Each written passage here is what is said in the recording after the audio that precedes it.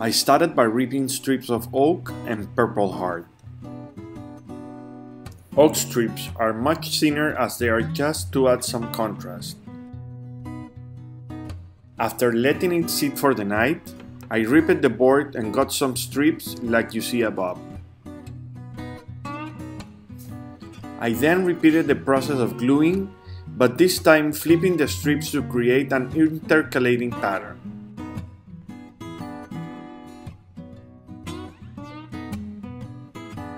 After it was dry, I flattened both sides on the CNC router using a surface planning bit.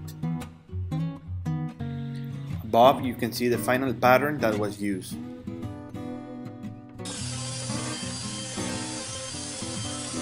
I then opened a spire and created two simple tooth paths. One V-carve using 90-degree bit and another outside cut path using a 1/8 of an inch flat bit.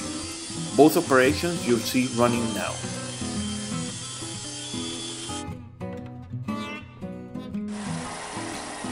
Now a little bit of sanding all over using everything I've got.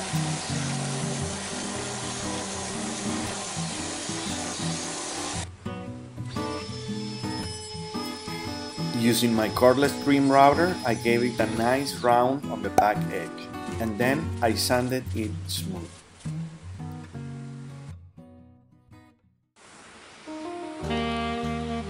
And now the best part.